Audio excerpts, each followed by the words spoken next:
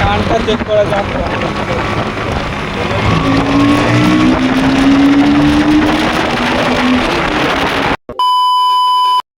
Welcome back to another video. আর আজকে তো সোজা এখন চলে যাচ্ছি বালুরঘাটে, কারণ বুঝতে পারছি তো এখন রওনা দিয়ে দিচ্ছি। আর চলো একদম শোরুমে দেখা হচ্ছে, সেখানে গিয়ে একদম কী কী সার্ভিসিং হচ্ছে আর কী কী করতে হচ্ছে চলো সেগুলো করিয়ে নিই। আর এই যে আমাদের মামু, তো চলো দুজন মিলে যাচ্ছি। तो देखा होता है एकदम सोजा बालूरघाट। 2 hours later तो गाइस हम लोग फाइनली आ चुके हैं केटीएम पे। यार देखो मेरा जैसे और भी एक है। हाय हाय इतना सुकून। सर्विसिंगটা করাই নি আগে। তো গাইস এই যে নাম্বার, চলো নাম্বারটা আগে সেটিং করে নিতে। ওকে ভাই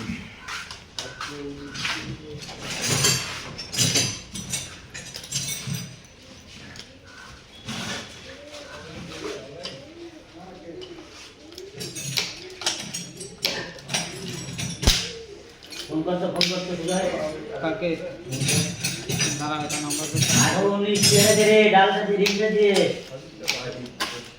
আর মোবাইল নিয়ে যাবে রে ক্লাসটা দিয়ে। আচ্ছা প্রসেস তো কমপ্লিট। আর এখন এদিকে সার্ভিসিং হচ্ছে, তো নাম্বার প্লেটটা তো লাগানো হয়ে গেল, এখন বাদ বাকি সার্ভিসিংটা বাকি আছে, তো সেটা চলো করে নিয়ে।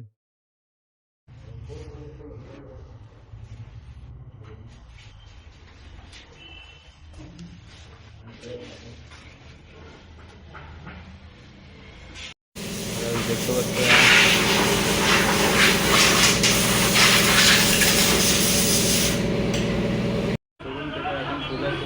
ঠিক আছে এখানে এখন সার্ভিস করবে গাড়িটা। তো কী কী কাজ হচ্ছে তো চলো হচ্ছে, পুরো একদম চকচকা নতুন হয়ে গেল।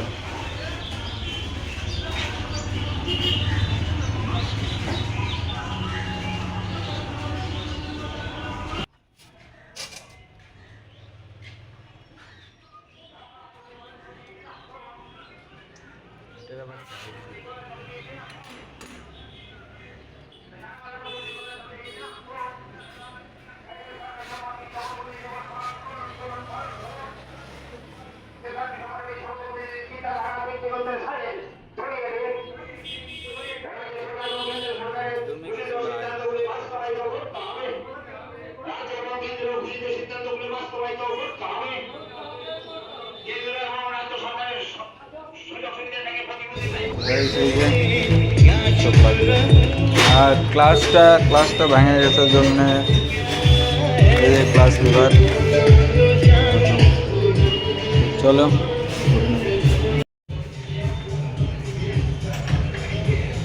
এমনি ভিডিও অসুবিধা আছে কি? ভিডিও বানালে অসুবিধা হবে? এই যে দাদা, হ্যাঁ আইনা বলতে কারো ভালো লাগবে না।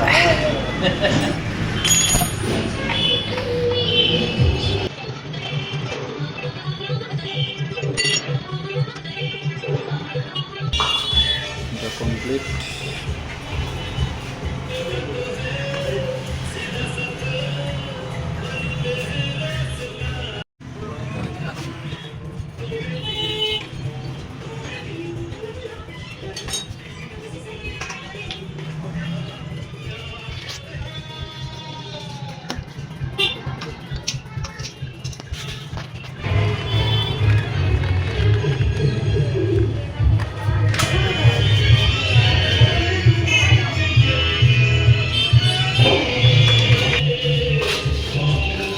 টুল নাকি टेक्नोलॉजिया टेक्नोलॉजी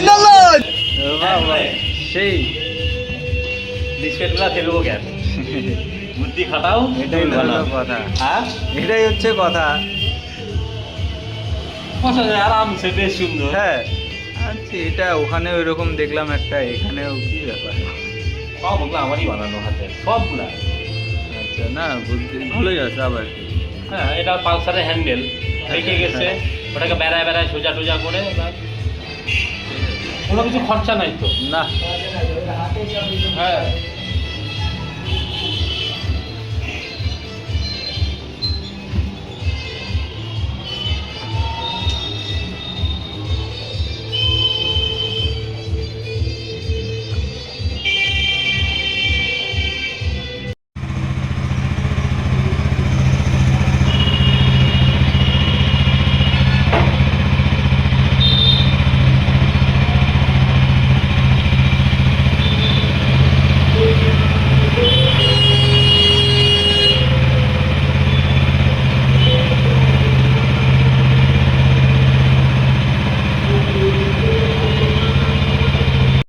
সার্ভিসিং কমপ্লিট হয়ে গেল, আর এখন একটু ট্রায়াল দিতে গেল, তো কিছু সমস্যা হচ্ছে না হচ্ছে।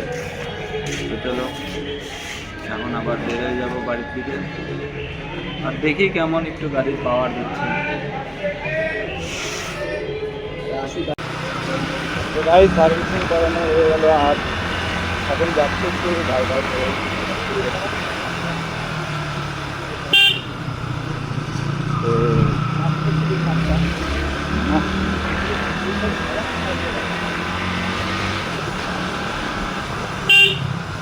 তো এখন কটা বাজে? अबे अबे यार टाइम কয়টা বাজে রে? अबे टाइमটা তো খারাপ হয়ে গেছে यार, আমি তো খেয়াল করছি। है मेरी जिंदगी में इतना कि दिन रात का फर्क बताना मुश्किल हो रहा है। बैठ के रोता हूँ बिलखते हुए रात भर कमरे में, और घर वालों को लगता कि बेटा सो रहा है। हर गीत लिखता हूँ ये सोच कर ये आखिरी होगा क्या, इसके बाद फिर दोबारा कभी लिख पाऊंगा क्या? इन सितारों के बीच मेरी भी जगह होगी कोई, मैं जहाँ पे अपनी माँ को कभी दिख पाऊंगा क्या? मेरे नाम का शोर यहाँ पे गूंजेगा कभी, और मेरे जैसे बनने वालों से मैं मिल पाऊंगा क्या? ये बस अपने ही रह जाएंगे तो पूरा करने से पहले मैं ही इस मिट्टी में फिर से मिल जाऊंगा। मुझे ना कल का पता ना मेरे आज का पता है, ना ही सुर का पता और ना ही राग का पता है, ना ही खुशी का पता ना उस एहसास का पता है। बस एक दर्द है ये जिससे मेरा राब्ता बढ़ा, जिसने पाल के बड़ा किया उसके लिए आज तक मैं साड़ी एक खरीद करके लाया नहीं। बाप को चैन भरी जिंदगी दे पाता कभी काश, पर अफसोस मैं उस काबिल तक बन पाया नहीं। क्या ही गुनाह था मेरे माँ बाप का है मेरे खुदा, जो तूने उन लोगों को मुझ जैसी औलाद दी है। खुशी तो दूर की बात मैं उनके दर्द में आज तक उनके लिए एक सहारा तक बन पाया नहीं। बैठ के सोचता हूँ क्या गलत रास्ते में, क्या मुझे इस जगह पे होना कभी चाहिए था? क्या मेरी अहमियत कुछ या फिर कुछ भी नहीं? क्या मैं किसी के लिए कभी कोई मायने था? क्या है कसूर मेरा, क्या कुछ वजूद मेरा, या मैं अब बन चुका हूँ बस एक किसी आईने सा जो है तो मेरे जैसा, पर लेकिन मैं नहीं वो, क्योंकि वो सच को लिखे नजरों को चुराए बिना। ये तो सुनने वालों का प्यार है जिसने इस कलाकार को किसी तरह से अभी तक जिंदा रखा है। 20 की उम्र में दिया है मैंने दोस्त को कंधा, और 21 की उम्र में खुद ही एक मुर्दा बना मैं। नशे में खो के गीत लिखूं क्योंकि होश में रह के ये सब लिखने की मुझ में हिम्मत कभी होगी नहीं। और अगर दर्द लिखे बिना किसी रात सो गया मैं तो समझ लेना कि सुबह मेरी होगी नहीं। वो होगा आखिरी दिन जब मेरे हाथ में पेन होगा, उस दिन का मुझे बेसब्री से इंतजार। बस ये गुजारिश है कि किसी तरह एक दिन के लिए मेरी माँ को मेरे भाई लेना तू संभाल। मिलते हैं किसी दिन बैठ के बात करते हैं, थोड़ा सा तू बताइए और थोड़ा मैं अपना हाल। आंखें जो नम हुई मेरी तो गले से लगा लेना बिना कुछ पूछे और बिना किए सवाल।